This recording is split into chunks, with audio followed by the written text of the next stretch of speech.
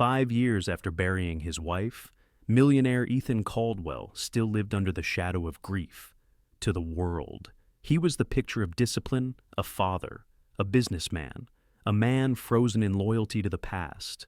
But what no one knew was that his heart had been quietly beating for someone forbidden: Grace Bennett, his loyal secretary, the woman who had held his family together when it was breaking apart. What happens when the love you've hidden for half a decade threatens to rise to the surface? What if the daughter who lost her mother sees more clearly than you do? And how far will a family, a town, even a powerful board go to stop a man from choosing love over appearances? From storms on the coast of Maine to the cold walls of the boardroom, Ethan and Grace must decide, is love worth the risk of scandal, of legacy, of losing everything? Or can love, steadfast and patient, rewrite the story that everyone else has already written for them? If this story touches your heart, don't forget to like, share, and subscribe to our channel. Now, let's begin. The millionaire hid his love for his secretary for 5 years until one kiss revealed the truth. On a chilly October afternoon, 5 years after tragedy, Ethan Caldwell stood by his wife's grave while the lighthouse flickered in the distance. The town believed he lived only with grief. He carried a second truth, quiet, stubborn, and forbidden. The cemetery rested on a bluff above Camden Harbor. Maple leaves scattered across the ground, their color deep red against the gray stone. Ethan's coat collar was turned up against the sharp wind, but even layers of wool could not protect him from the ache inside. Laura's name was carved into the granite. Simple: beloved wife, devoted mother. No dates of triumph, no record of her laughter, no mention of how she used to sing in the kitchen with her hands dusted in flour. Just beginnings and endings. Beside him, Sophie tucked the violin beneath her chin. At 11, she carried herself with a seriousness that startled him. She drew the bow slowly, coaxing out the tune her mother had loved most. The notes wavered in the cold air, fragile as bird bones. Ethan's chest tightened. Music always undid him. It reached places words could not, tearing down walls he had built to appear strong for his daughter, for the business, for everyone. He forced himself to breathe, to hold steady. Sophie needed to see him unbroken. A few steps back, Grace Bennett stood quietly. Her coat was plain navy, her dark hair tugged by the wind. She carried a thermos of hot tea in one pocket, his asthma inhaler in the other, and the next week's schedule neatly folded in her bag. Always prepared, always steady. She had been like this since the first week after Laura's death: calm, reliable, almost invisible. And yet, never once had she faltered. Ethan knew the town whispered about her loyalty. Some praised her devotion. Others pitied her for wasting her best years on a widower and his daughter. He ignored them all. What mattered was that Grace had been there when the world fell apart. She had stayed. And somewhere in those 5 years, while he was learning to breathe again, Ethan had realized something dangerous. He loved her, not in the way he had loved Laura, full of young heat and certainty. This was slower, deeper, born of quiet mornings and late nights, built from gratitude and admiration until it became something he could no longer deny. But he never spoke of it, not once. He remembered Laura's last plea, whispered from her hospital bed as her breath faltered. Protect Sophie. Keep her safe. Keep her from gossip and pity. Promise me you won't let our name be dragged through the mud. He had promised. So, Ethan kept his love locked tight, hidden behind polite distance and the walls of professionalism. Grace was his secretary, nothing more. That was what the world saw, and he allowed it to stay that way. A gust of wind rushed up the hill, sending Sophie's bow trembling. She finished the last note and lowered the violin. Her cheeks were red, her eyes watery from the cold. Still, she smiled faintly. She would have liked that. She whispered. Ethan managed a nod, his throat too thick for words. He brushed a leaf from her hair and tucked it behind her ear, the same way Laura used to. Grace stepped forward then, offering Sophie a scarf. Her gloved hands shook slightly, Whether from cold or nerves, he could not tell. She adjusted the wool gently around the girl's shoulders, smoothing it the way a mother might. Ethan's heart twisted. He noticed how her hand lingered, how her breath clouded the air. Without thinking, he reached out. His fingers hovered, just an inch from hers. The urge to take her hand, to warm it in his own, pulsed so strongly it frightened him. For a heartbeat, he imagined it. The three of them, standing together not as employer and employee, not as widower and helper, but as something whole, a family again. Then he remembered Laura's eyes on that last night. Remembered his mother's sharp voice reminding him of duty, of appearances, of the family name carved into stone just like this one. He withdrew his hand quickly, shoving it into his coat pocket. The silence pressed in. Grace glanced at him, just for a second, as if she had felt the pull too, but she looked away at once, focusing on Sophie instead. Her professionalism returned like armor. The lighthouse beam cut across the horizon, steady, patient, guiding lost ships home. Ethan stared at it until his eyes stung. Was it mocking him, or reminding him that even the most stubborn storms could be endured if you held your course? He did not know. What he knew was this: his heart was restless, clawing at the promise he had made. Yet promises, once spoken, bound him like iron. The wind grew sharper. Sophie nestled against his side, tired from her song. Grace uncapped the thermos and poured steaming tea into a small cup, offering it with her usual quiet efficiency. Ethan accepted it, careful not to let their fingers touch. The tea was too hot, too bitter. He drank anyway. The moment stretched, fragile as glass. One wrong word, one slip, and everything could shatter. Ethan lowered the cup, his jaw tight. He glanced at Grace, at Sophie, at the gravestone. Then he forced the ache back down where it belonged. Not yet. Maybe not ever. At sunrise, the harbor smelled of salt and coffee. Grace lined up Ethan's day calls, notes, a clean handkerchief, each small act, a quiet vow no one saw. The office sat above the harbor, its windows tall and old, framed in weathered wood. From his desk, Ethan could see the fishing boats pushing out, their engines coughing into the dawn. The gulls circled lazily, their cries sharp against the quiet water. Inside, warmth lived in small rituals. Grace moved about with steady purpose. She placed his favorite mug, a dark blue one, with a faint chip near the rim beside the ledger. The coffee inside was strong, 1 spoon of sugar, no cream. She had memorized it years ago. A small stack of notes followed, handwritten reminders in her neat script, clipped together, meetings, calls, and an appointment with Sophie's teacher. At the top of the pile was a folded handkerchief, pressed and clean. Ethan rarely asked for it, but Grace always made sure it was there. These details kept the day in order, but they also whispered something else, a devotion that no one dared name. Ethan stepped in, his coat carrying the chill of the morning. He paused as he always did, catching the faint scent of cinnamon from Grace's tea. It mingled with the salt air that leaked through the old window panes. "Good morning," she said softly, without looking up. Her hand moved across the desk, aligning the pen beside the ledger as though it mattered. "Morning," he answered, voice low. He reached for the mug, letting the heat sink into his hands. For a moment, he wanted to say more to tell her he had not slept, that the graveyard still lived in his dreams. But he swallowed it down. Daniel Pierce arrived not long after. His frame filled the doorway, his tie slightly crooked. He was the only one who dared to watch the two of them with open eyes. He saw the way Ethan lingered near Grace's desk, the way her shoulders relaxed when Ethan entered the room. Daniel said nothing. Loyalty meant silence, and silence was sometimes the truest kind of friendship. Sophie slipped in with her school bag, her hair tangled from the brisk walk across the lawn. She kissed her father's cheek, then plopped into the leather chair near Grace's desk. Grace reached into her drawer and pulled out a granola bar, handing it over without a word. Sophie's grin widened. "You always remember," she said. Grace smiled faintly. "That's my job." But Sophie tilted her head, studying her father's face. then Grace's. She was noticing more these days the way Ethan's gaze lingered when Grace bent to pick up a folder, the quiet warmth in Grace's eyes when she adjusted Sophie's scarf.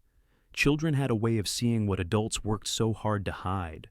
The morning passed in steady rhythm. Pages turned, phones rang, papers shuffled. Outside, the harbor grew busier, masts rocking gently in the tide. Just before noon, Evelyn Caldwell swept into the office. At 66, she carried herself with the authority of someone who had managed a family name for decades. Her pearls gleamed against her black sweater, her hair silver and immaculate. She kissed Ethan's cheek, nodded at Daniel, then looked at Grace with polite distance. "I came to remind you," Evelyn said, "about the gala. 50 years of Caldwell Resorts is no small thing. The board expects you to attend with a suitable partner." Her eyes flicked toward Grace for the briefest second, then moved on as if dismissing a thought. Ethan kept his face neutral. "I remember." "Good," Evelyn replied. "Veronica Hale will be there. She's agreed to help with the foundation's auction. She would make a fine addition to the family's public face." The words landed like stones. Grace's hand tightened around her pen, though she kept her expression calm. She lowered her gaze, writing a note that needed no ink. Evelyn stayed only a few minutes, enough to leave the air colder when she departed. The office settled again, but something in Ethan had shifted. He turned the pen in his hand, staring at the dark wood grain of the desk. Grace moved quietly, filing papers, but he saw the small tremor in her hand when she thought no one noticed. By late afternoon, the day wound down. Daniel left for another meeting. Sophie was picked up for her violin lesson, and the office grew still. Grace stayed behind, straightening files, preparing for tomorrow. When she opened the side drawer of her desk, she found a cream-colored envelope resting there, her name written in Ethan's hand. She froze, sliding it open. She pulled out the gala invitation. The card shimmered faintly in the fading light, embossed with gold lettering. Beneath the printed words was a simple note: +1 required. Grace stared at it, her throat tightening. It was not just paper. It was a question, a possibility, a line between what was safe and what was dangerous, between being his secretary and being something else. Her hand trembled as she held it up to the window. The harbor stretched beyond the glass, the lighthouse beam cutting across the water in slow, steady arcs. She pressed the card to her chest, its weight far heavier than it should have been. Who was she allowed to be in his life? In the attic, Sophie arranged seashells into a star and opened a blue notebook. If grown-ups couldn't see, she would be the lighthouse. The attic smelled of cedar and dust, a place where forgotten trunks sat under slanted beams. Sophie loved it here. It was quiet, high above the noise of the harbor, with a small round window facing the lighthouse. At night, the beam swept across her ceiling like a secret signal. She leaned over the shells, nudging one into place until the shape was perfect. A North Star. Her star.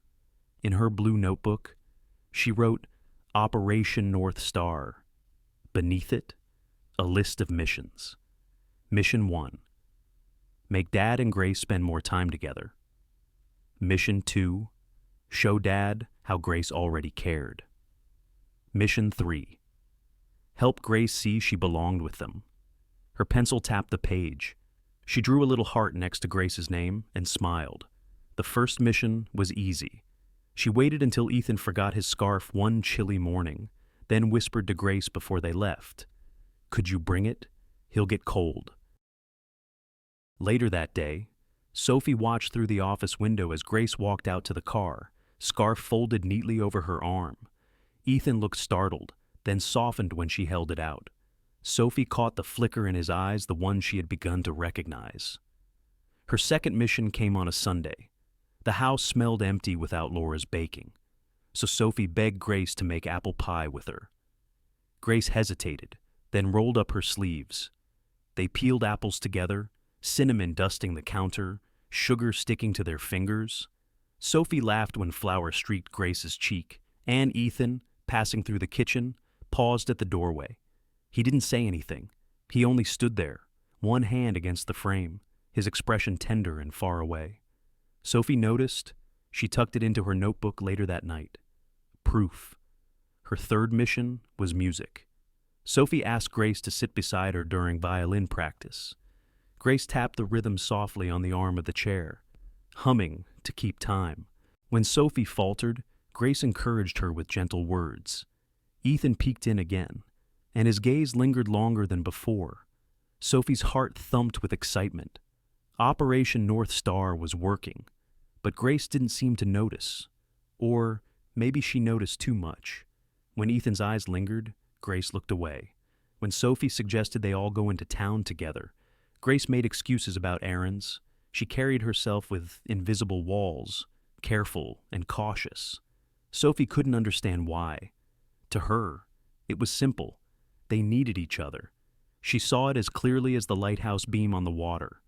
One evening, after Sophie had gone to bed, Grace sat at her desk, sorting through Ethan's email drafts. The house was quiet, only the faint whistle of wind under the eaves. She clicked through folders, organizing, deleting duplicates. Then she opened a file marked PR Gala Draft. Her eyes froze. There, in bold letters, was a headline mock-up, Caldwell Resorts, 50th Anniversary Gala, Ethan Caldwell and Veronica Hale. A perfect partnership. Below, photos of Ethan shaking Veronica's hand at past events. Their names intertwined in elegant script, quotes about stability, tradition, image. Grace's stomach dropped. She scrolled further, reading words about optics and presenting a united front. Her chest tightened until she could barely breathe. Was this what Evelyn wanted? Was this what the board expected? A story already written, polished for the public. Her reflection in the screen stared back, pale and tired. For a moment she saw herself not as she was, but as the world would see her, a secretary in the shadows, someone who could never be the woman beside him. She closed the laptop carefully, her palms pressing flat against its cool surface. The attic star, the apple pie, the shared music, those belonged to private moments. They had no place in the polished narratives written for shareholders and society. She leaned back in her chair, eyes stinging. She had lived these years with quiet purpose, believing her role mattered, believing her presence was a steady light. But now she wondered if she was only ever meant to be temporary. The lighthouse beam swept across the water outside. Its rhythm was steady, patient, indifferent. Ships trusted it, but it did not choose them. Grace folded her hands in her lap, steadying her breath. Somewhere upstairs, Sophie slept with her notebook under her pillow, dreaming of stars and secret missions. But Grace sat alone, realizing that other people had already drawn the lines of this story, and she was not in them. She closed her eyes, hearing the echo of her own heart. Stories were already being written without me. Crystal lights glittered over the empty ballroom. Ethan watched Grace arrange name cards with careful hands and wondered how long a man could pretend. The hotel stood on the edge of Camden Harbor, its tall windows facing the restless Atlantic. Inside, preparations for the 50th anniversary gala were underway. Workers carried boxes of crystal glassware, while strings of lights were tested along the rafters. The scent of fresh polish lingered in the air. Grace moved among the tables, her step sure but quiet. She carried a box of place cards, sliding them into silver holders with practiced care. Her fingers brushed each card as if the details mattered because, to her, they always did. Ethan stood near the entrance, half hidden in the shadows. His tie was loosened, his coat draped over his arm. He should have been reviewing speeches, shaking hands with the board, discussing seating charts with Daniel. Instead, his eyes followed Grace. Every detail she touched reminded him of what he had kept buried, the tilt of her head as she checked a name, the way her lips pressed together when she concentrated. These were the things no one else noticed, the things that bound him in silence. Daniel approached, holding a stack of programs. "She's good," he said, his tone even. Ethan nodded. "She always is." "You know what the board expects?" Daniel added. "Veronica, public stability, optics, as they say." Ethan's jaw tightened. Optics, he repeated. The word tasted bitter. Across the room, Grace bent to adjust a crooked napkin. She didn't hear them, but something in her shoulders looked tense, as though she already knew. Ethan looked away, his hand tightening around the folded speech in his pocket. Later, when the workers had gone and only the echo of their footsteps remained, Grace walked the room one last time. She checked the silverware, straightened the menus, adjusted the angle of the chandelier's reflection in the mirrors. Ethan lingered by the stage, watching. The ballroom felt vast and hollow, yet the air between them was crowded with words unsaid. "Grace," he said finally. His voice was low, rougher than he intended. She turned, her eyes steady. "Yes." He took a breath, his heart hammering. He could have spoken about logistics, about the gala, about 100 safe things. Instead, he pulled the cream envelope from his pocket and held it out. Her gaze fell to the card. "You should come," he said. "Not as my secretary, as my guest. You've earned it, more than anyone." Grace didn't move. The envelope hovered between them like a live wire. Her pulse quickened. She thought of Evelyn's sharp warnings, of the board's scrutiny, of the whispers in town. She thought of Sophie, her bright face too young to bear another storm. She reached out slowly, taking the envelope from his hand. Their fingers brushed just lightly, but it sent a tremor through her. Her throat tightened. "Ethan, She stopped, pressing her lips together. He waited, his eyes locked on hers. For once, he didn't hide. He let the longing show, let her see it. Grace swallowed hard. "I need time," she whispered. The words landed heavy, both relief and refusal. She clutched the envelope to her chest as if it might burn her if she let it too close. Ethan nodded once. He said nothing more. The silence stretched, filled only by the distant roll of waves against the breakwater. Grace's heartbeat thudded in her ears. She wanted to tell him she wanted to go, wanted to stand beside him, but fear curled around her ribs. Fear of gossip, of betrayal of trust, of failing the woman whose absence still filled the room. So, she turned away. The ballroom lights glimmered, throwing her reflection in 100 shards across the mirrored walls. She saw herself multiplied, a woman carrying an envelope, caught between duty and desire. She pressed it harder to her chest, as though that could steady her. Then she walked toward the door, her steps echoing against the marble floor. Ethan remained by the stage, watching her retreat, his hands empty. Outside, the harbor wind rattled the windows. The lighthouse beams swept across the darkening water, patient as ever, indifferent to human longing. Grace pulled her coat tighter around her shoulders. She didn't look back. She left with the card pressed to her chest, like a flame she could not hold. Evelyn Caldwell didn't raise her voice. She didn't have to. "This family has a name to protect," she said, each word like winter. The living room of the Caldwell estate smelled faintly of lemon polish and old books. Afternoon light slanted through tall windows, glinting off the silver frames that lined the mantel. Photographs of galas, charity events, and ribbon cuttings filled the walls. Every image carried the same message: dignity, tradition, control. Grace sat on the edge of a velvet chair, her hands folded tightly in her lap. She had been summoned without explanation, and now the reason stood across from her in a dark wool dress, pearls at her throat, eyes sharp. "You've been loyal," Evelyn said, pausing just long enough to make the words sound like a judgment instead of a compliment. "But there are boundaries.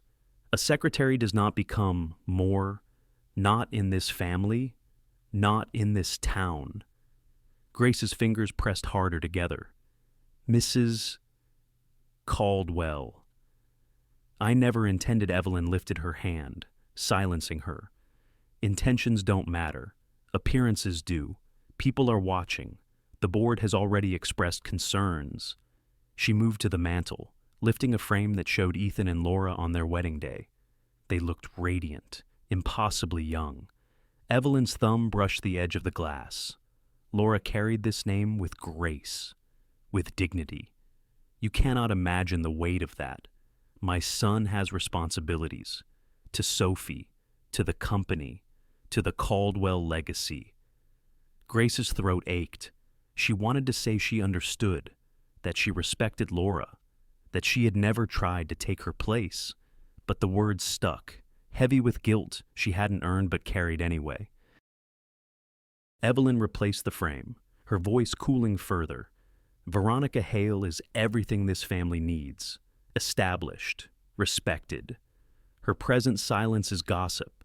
She can walk beside Ethan without drawing suspicion. You cannot." The final word fell like a stone. Grace lowered her eyes.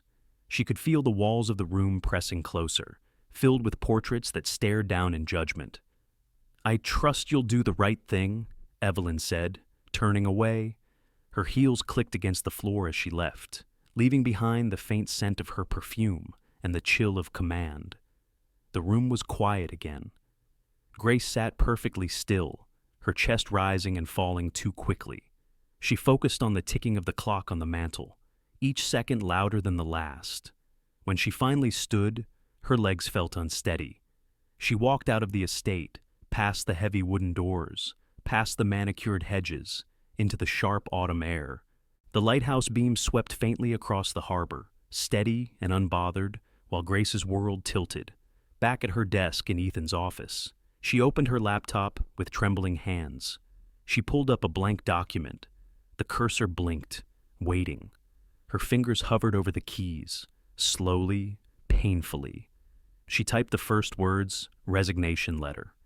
Each keystroke cut deeper than the last. She explained, in the most professional terms she could manage, that it was time for her to step aside, that she valued the years of service, that she would ensure a smooth transition.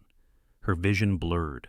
She blinked rapidly, refusing to let the tears fall. Halfway down the page, her hands stopped. She stared at the words, cold, detached sentences that erased 5 years of loyalty, 5 years of late nights, early mornings, quiet sacrifices, 5 years of loving Sophie like her own, 5 years of standing beside Ethan, unseen but constant. Was it really so easy to vanish, to let Evelyn's voice, sharp and certain, dictate her worth? Her eyes lifted to the photograph on Ethan's desk. Laura's smile glowed from behind the glass, bright and gentle. For a moment, Grace imagined the woman speaking not in Evelyn's cold tone, but in warmth. "Thank you for caring for them. Thank you for keeping them safe." Grace's chest heaved. She touched the frame lightly, tracing the edge. In the reflection, she caught her own face, pale and strained, layered over Laura's. 2 women bound by love for the same family, yet divided by circumstance. The weight of the letter pulled at her, half-written. It sat on the screen like a verdict waiting to be signed, but her hands would not move. She pushed back from the desk, pressing her palms flat against the wood. The silence of the office wrapped around her, broken only by the faint call of gulls outside. She could feel both choices clawing at her walk away to protect Ethan's image, or stay and risk breaking him further. The cursor blinked, relentless, demanding. Grace closed her eyes. She inhaled deeply, then exhaled with a tremor. She did not delete the letter. She did not finish it. It waited. So did the part of her that refused to vanish. The nor'easter slammed the coast. Lights flickered, doors locked. In a dim corridor behind the ballroom, Ethan and Grace were suddenly alone. The evening had begun with glitter and polish. The chandeliers blazed, violins played, and guests moved in clusters of silk and black wool. Waiters balanced trays of champagne, their shoes clicking against marble floors. The anniversary banners stretched proudly across the stage, but outside, the Atlantic roared. Wind rattled the windows. Rain lashed the glass in heavy sheets. By the time Ethan finished greeting the board, the storm had grown wild enough to drown out music with its fury. Grace had been near the back of the room, checking details, her notebook tucked under one arm. She watched the lights dim once, twice, then cut out completely. Gasps rose from the crowd. Someone dropped a glass. It shattered on stone. Emergency lights buzzed on, weak and red. The chandeliers turned to shadows. A surge of panic ran through the guests. Voices rose, sharp and overlapping. People pressed toward the doors, only to find them locked by the storm shutters, triggered for safety. Ethan moved quickly, his voice steady. "Everyone, please stay calm. The generators will come on shortly. Staff is prepared." Grace was already at his side, guiding frightened guests towards seats, reassuring them with calm words. Her presence steadied the room more than the flicker of red lights ever could. Then Sophie, standing near a corner, clutched her chest. Her breathing turned shallow, fast. Grace saw her first. She darted across the room, kneeling beside the girl, pulling a scarf from her bag to cover her shoulders. Slow breaths. "Sophie, in through your nose, out through your mouth. You're safe." Ethan rushed over, his face pale. Grace reached into her coat pocket and pulled out the inhaler she always carried, pressing it into his hand. "2 puffs," she murmured. "Now?" Sophie obeyed, trembling, then slowly eased back into steadier rhythm. Ethan held her close, his relief almost breaking him. The crowd had quieted, distracted by their own unease, but Ethan saw only Grace's calm, her hand on Sophie's back, her voice a steady anchor in the chaos. Minutes passed. A hotel worker opened a side door, waving them toward a service corridor until power was restored. Ethan guided Sophie forward, Grace beside them. The corridor was narrow, its lights dim and flickering. The storm howled against the walls, rattling vents and pipes. Doors had sealed automatically. They were alone. Ethan removed his jacket, draping it around Sophie. Grace pulled out her thermos, still warm, and poured a little spiced tea into the lid, offering it. The scent of cinnamon and cloves filled the air, strangely comforting. Sophie sipped, her hands shaking less now. She leaned against her father's chest, drowsy with exhaustion. For a moment, there was quiet. Just the pounding of rain above, the whistle of wind through cracks, the low hum of their breathing. Ethan looked at Grace. She sat on the floor across from him, her hair damp from the storm, her hands wrapped around the thermos to keep warm. The red emergency light painted her face in shadows, soft but strong. He wanted to speak, to thank her, to tell her he had noticed every detail, every act of care, every way she had carried them through 5 years of loss. But words stuck. Grace looked up, catching his gaze.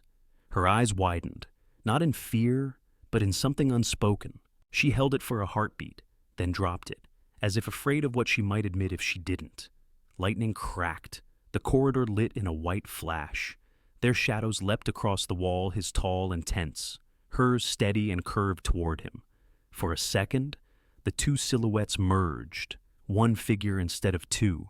The thunder rolled hard, shaking the floor. Sophie stirred in his arms, pressing closer, half asleep. Ethan smoothed her hair, his eyes never leaving Grace. Their shoulders brushed as they adjusted Sophie between them. The closeness was unbearable. He could hear Grace's breath, quick but steady, could feel the warmth of her arm against his.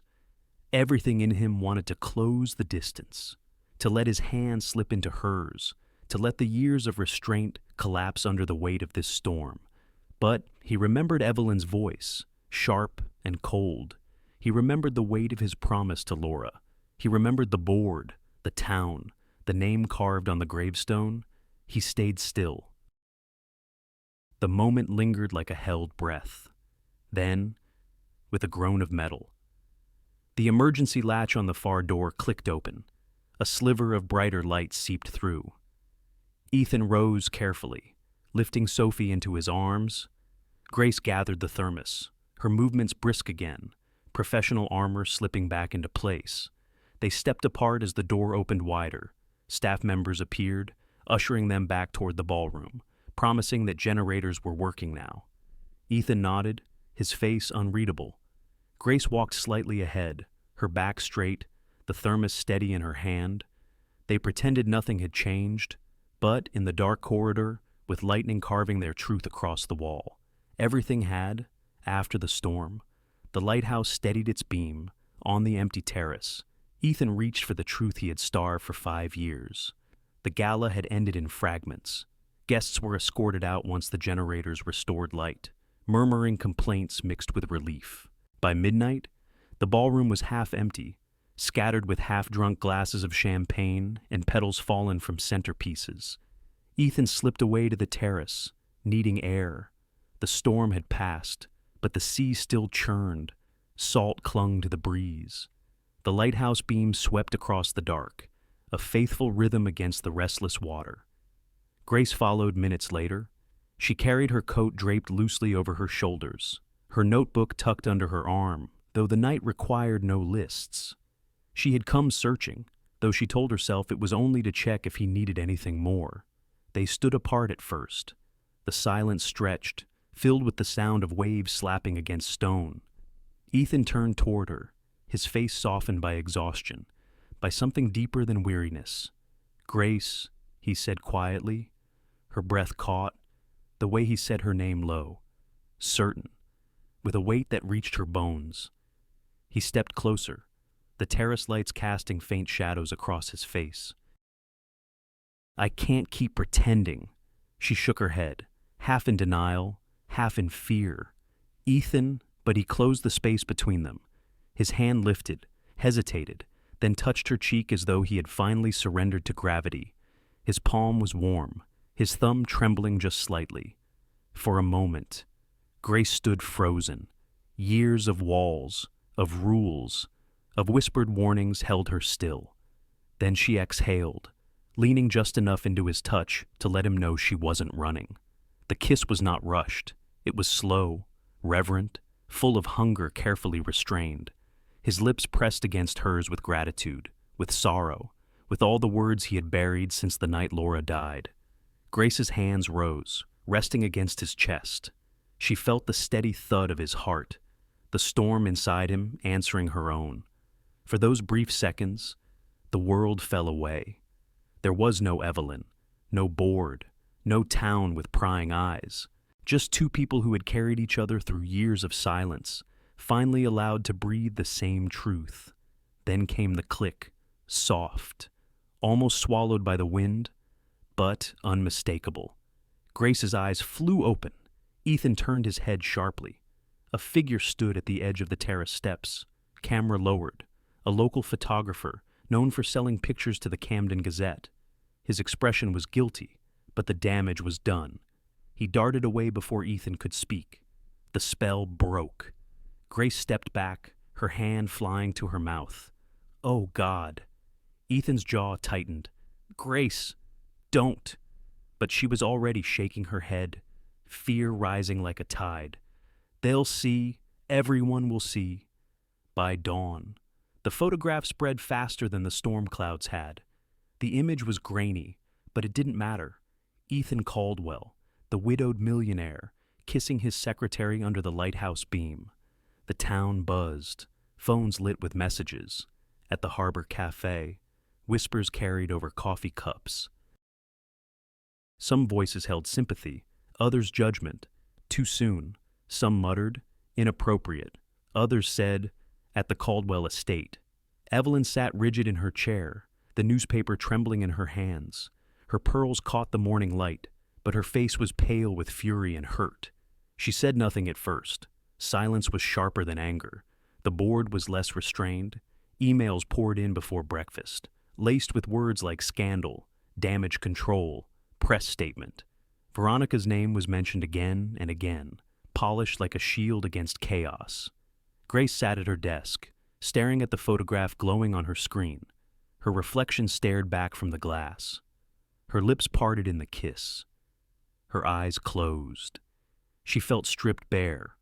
A private moment turned into proof of something the world wasn't ready to accept. Her stomach twisted. She thought of Sophie. The girl had already endured enough whispers after losing her mother. How could she bear new ones, crueler ones, across the hall? Ethan paced, his phone buzzing endlessly. Reporters wanted statements, Board members demanded explanations. His mother's silence was heavier than words. He looked at Grace's closed door. Every part of him wanted to walk in, to tell her he didn't regret it, to tell her he would stand beside her no matter what came. But the world outside pressed in like another storm, louder than the one that had shaken the coast. When his phone buzzed again, he almost ignored it. Then he saw the subject line glowing cold across the screen. Emergency board, meeting 9, EU0, A.M. Grace folded a sweater into a small bag, ready to disappear, across town. Sophie read the headlines and decided she should disappear first. The Caldwell estate was too quiet that morning. Grace moved through her small room, pulling open drawers with hands that shook. She laid clothes into a worn canvas bag, simple, practical, enough to carry her away. The photo on her phone burned into her thoughts, her lips against Ethan's, frozen forever beneath the lighthouse beam. She could hear Evelyn's voice as if the woman stood in the room. This family has a name to protect. If leaving spared Ethan from more damage, then that would be her final act of loyalty. Meanwhile, Sophie sat on the edge of her bed, her violin case closed at her feet. The newspaper lay open beside her. That picture her father and Grace stared back. The words underneath were harsh. Millionaire Caldwell scandal. Secretary or sweetheart Sophie's chest tightened. She loved Grace. She wanted her father happy. But if the world said this love was wrong, maybe she was the problem. Maybe if she disappeared, things would go back to normal. She pulled on her boots and slipped out, leaving only a folded note on her pillow.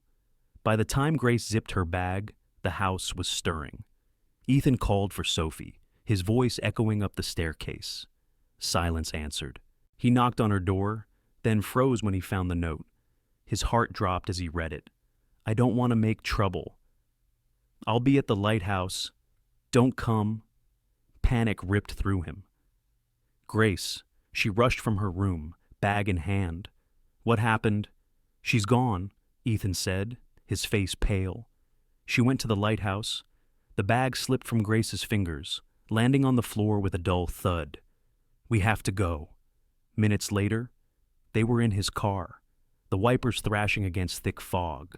Daniel met them at the crossroads, headlights cutting through the gray. He didn't ask questions, only followed close behind as they turned toward the coast. The road narrowed, winding through pines that bent under the weight of mist. The lighthouse loomed faintly ahead, its beam cutting slow arcs through the haze. Inside, Sophie sat on the cold floor of the lantern room, her knees pulled tight to her chest. The glass windows rattled with wind. She shivered in her coat, staring out at the sea. The fog made it look endless, merciless. Tears streaked her cheeks. She whispered to herself, "If I'm gone, maybe they won't have to fight anymore." Her small voice vanished into the storm. When Ethan and Grace burst through the heavy door, their footsteps echoed up the iron stairs. Sophie Ethan's voice cracked. "Dad." The reply was faint, shaky. He climbed faster, nearly stumbling, until he reached the lantern room. There she was, his daughter, trembling, so small against the vast storm. He dropped to his knees, pulling her into his arms. Relief shook through him. "Don't you ever do that again," he whispered fiercely. "Don't you ever think we'd be better without you?" Sophie clung to him, sobbing. "I didn't want people to hate us. I didn't want them to hate Grace." Grace knelt beside them, her hand brushing Sophie's damp hair back. "Sweetheart, listen to me. None of this is your fault. Not one bit. You are the best part of our lives." Sophie's eyes lifted to hers, wide and searching. Then why does it feel like everything's breaking? Grace swallowed hard. She looked at Ethan. For once, there was no hiding, no pretending, only truth. Ethan's hand tightened around his daughter's. He looked at Grace, his voice steady. "Because we've been letting other people write our story. That ends now." The three of them stayed there, wrapped together. The beam of the lighthouse sweeping over their faces. The light was steady, sure, as though blessing their fragile circle. When the storm quieted, they made their way back down. Sophie tucked between them. She leaned against Grace, her breathing calmer, her trust whole again. Back at the estate, Ethan settled Sophie to rest. Grace lingered near the door, ready to step back into shadows. But Ethan turned, his eyes clear with decision. His phone buzzed on the table. The subject line glared board demands immediate action, Grace Bennett's employment. He picked it up, staring at the screen. Then he lifted it to his ear, his jaw firm. "If you take her job," he said, his voice steady, "you'll take mine with it. The cemetery after a storm feels like a church with no roof open to whatever blessing the sky can spare."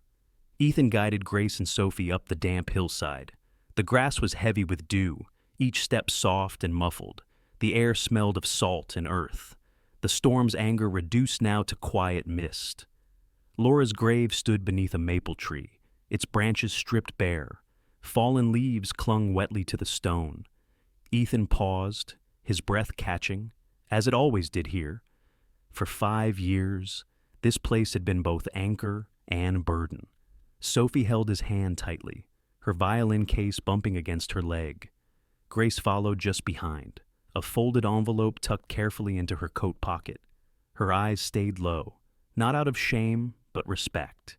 They stood together before the stone. Silence stretched, broken only by gulls calling far above. Ethan cleared his throat. His voice was rough at first, but steady. "Laura, I used to come here with nothing but grief. I thought that was all I was allowed to feel. But grief isn't the whole story. Is it? You gave us more than sorrow. You gave us love. And love doesn't end. It shifts.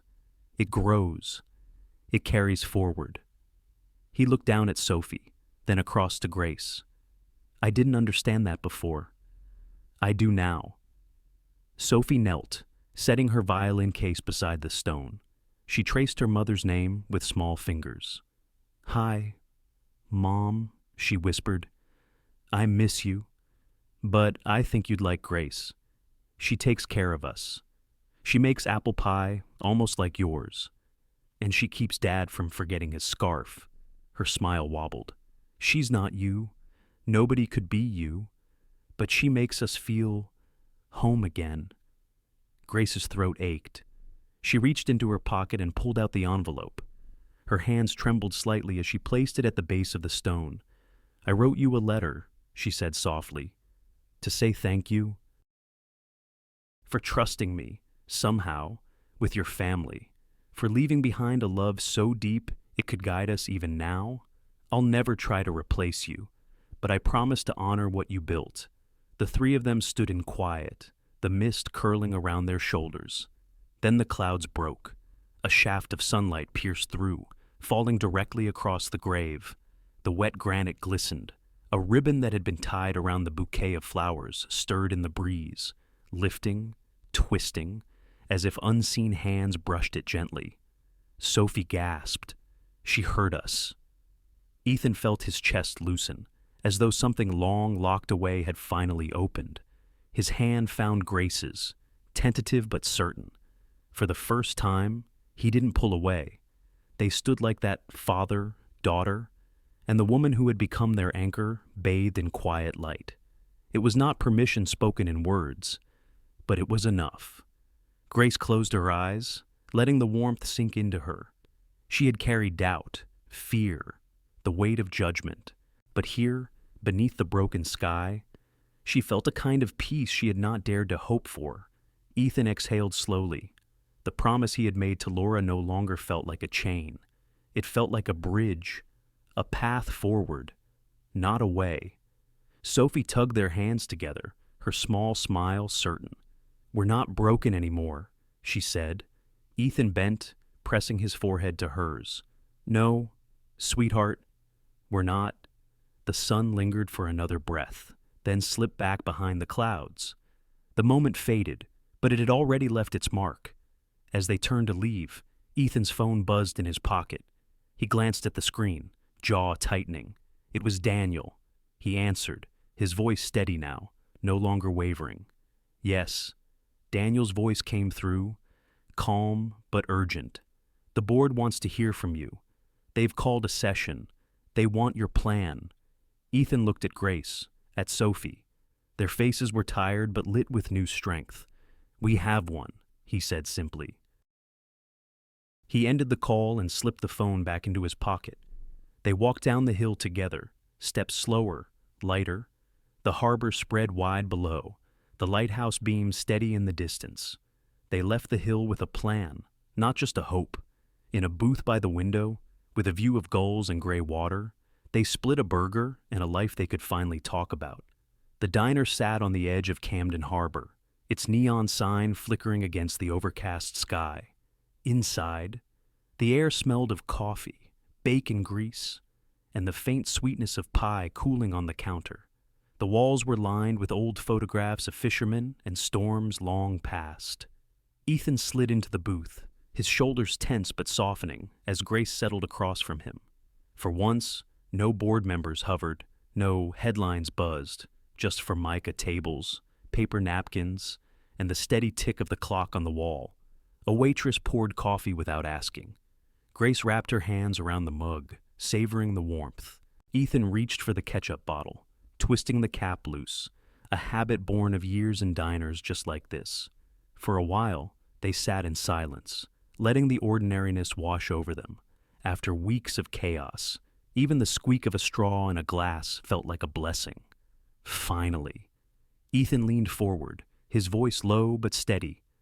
"We need to talk about what happens next. About us. About the company." Grace's fingers tightened around the mug.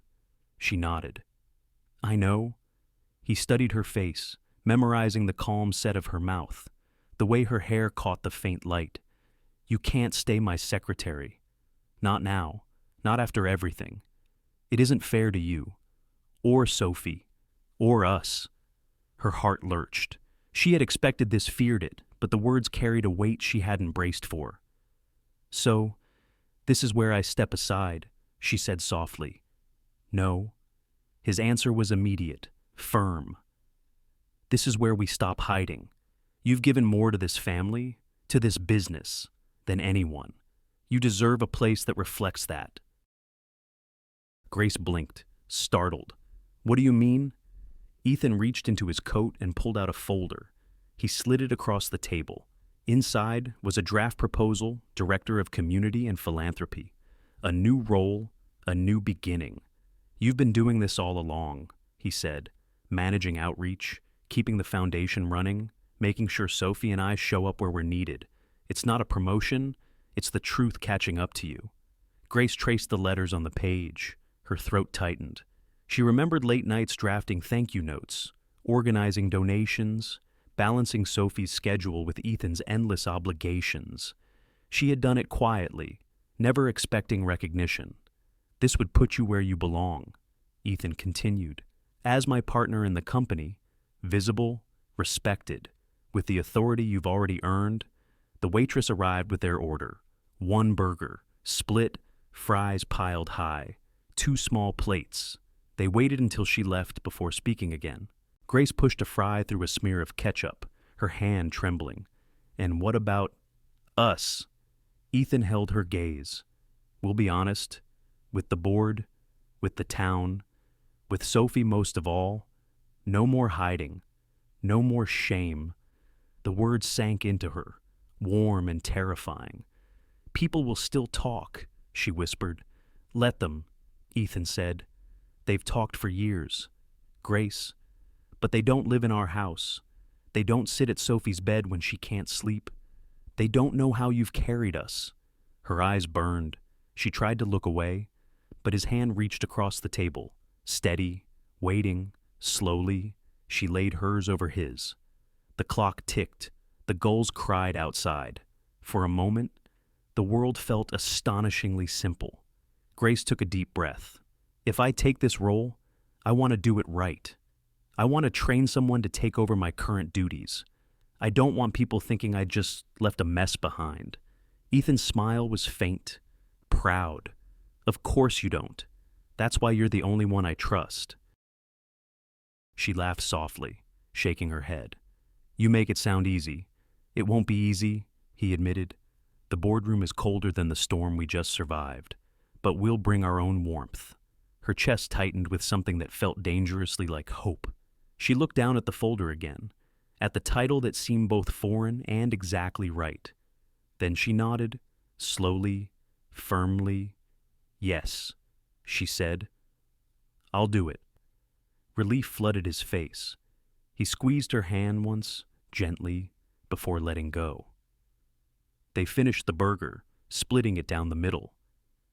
Grace dabbed at the corner of her mouth with a paper napkin.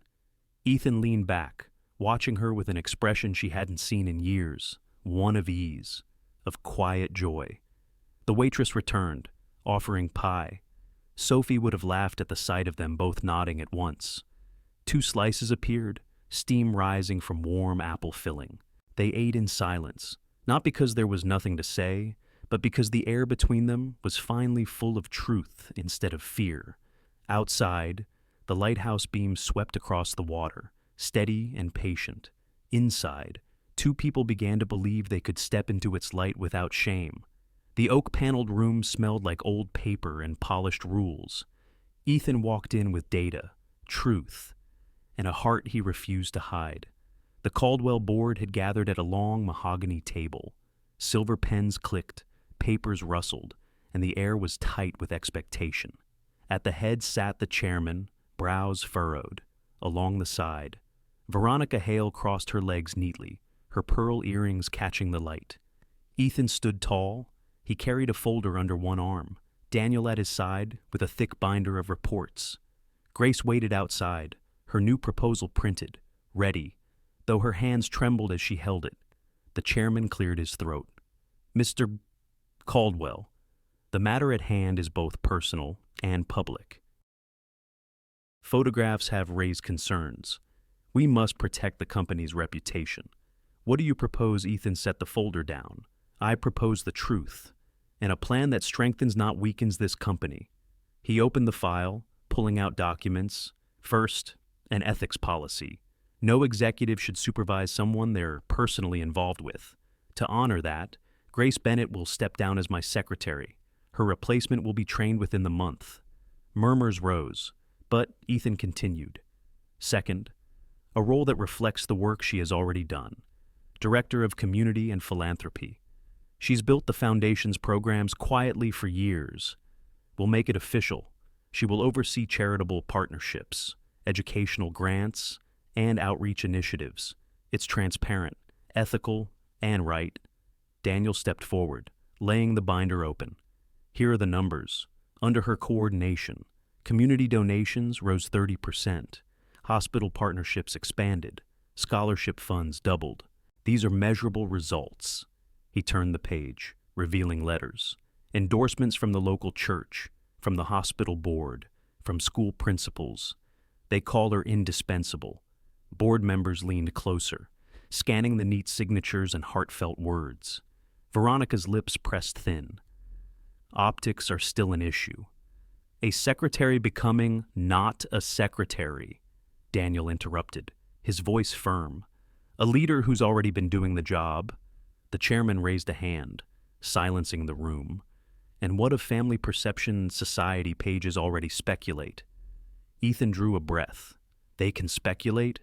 My responsibility is not to gossip, but to truth. For 5 years, Grace stood by this family with loyalty and dignity. She cared for my daughter, for this company. When I could barely stand, I will not dismiss her to satisfy whispers. The room went still. Then Evelyn Caldwell rose from her seat at the far end. She had sat silent until now, pearls at her throat, her hands folded.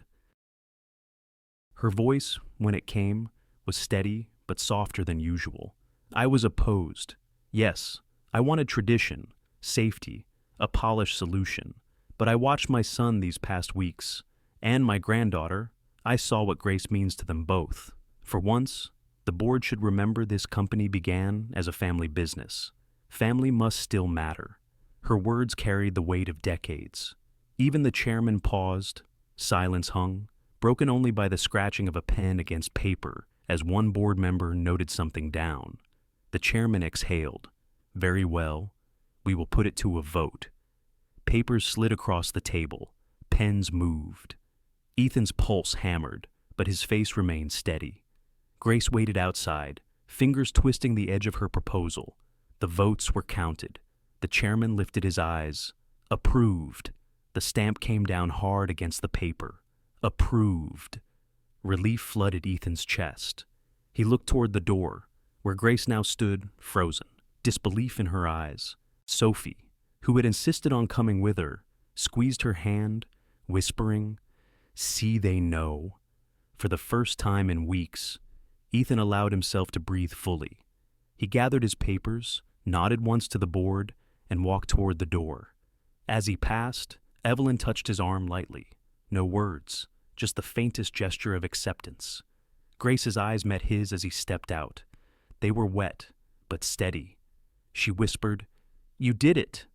"No," he said, his voice low, certain. "We did." And in his pocket, a small velvet box waited for the right light. At sunset, gulls wheeled over the rocks while the lighthouse swept the water in warm arcs. Love, no longer hidden, asked for witnesses. The lawn beneath the lighthouse had been trimmed and decorated with simple care. Strings of golden bulbs stretched between wooden posts, their glow soft against the darkening sky.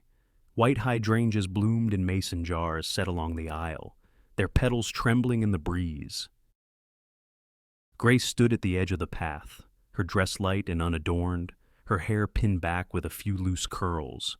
She held no veil, no jeweled crown. Only a bouquet of fresh wildflowers gathered that morning by Sophie's hands. Her heart pounded, but it was not fear. It was a rhythm of gratitude, of awe that this day had come. Ethan waited beneath the lighthouse, his suit dark against the glow, his shoulders steady. He had faced storms, boards, and the judgment of a town. Today, he stood not as a widower, not as a businessman, but simply as a man ready to love again. Guests filled the chairs, family, friends, townsfolk who had once whispered but now came smiling. Daniel sat near the front, his arm resting on the back of a chair, his grin easy. Evelyn sat upright, pearls gleaming, her eyes softer than Grace had ever seen. The music began, not from a speaker, but from Sophie. She stood near the front with her violin, bow poised. The first notes floated into the air, tender and sure. A song Laura had loved, now played as a gift for Grace. Grace stepped forward. Each footfall felt like crossing a bridge from one life into another. The crowd blurred. Only Ethan came into focus. His eyes held hers, unwavering. When she reached him, Sophie lowered her violin and slipped into place beside them. She lifted her chin proudly. "I wanted to play for both my mom and for you, Grace, because now I have two." Grace's throat tightened. She reached for Sophie's hand, squeezing gently. "I'm honored," she whispered. The officiant spoke, words simple and steady, about love as continuation, not replacement, about families built not just by blood, but by choice, by courage, by tenderness in the face of storms. Then came the vows. Ethan's voice was low but strong. "Grace, you carried us when I could not. You gave Sophie laughter when our house was too quiet. You gave me strength when I thought I had none left. I promise you now, not secrecy, not silence, but a life lived in the open, with love at the center." Grace's tears slipped free, but her voice held. "Ethan, I never tried to replace what was lost.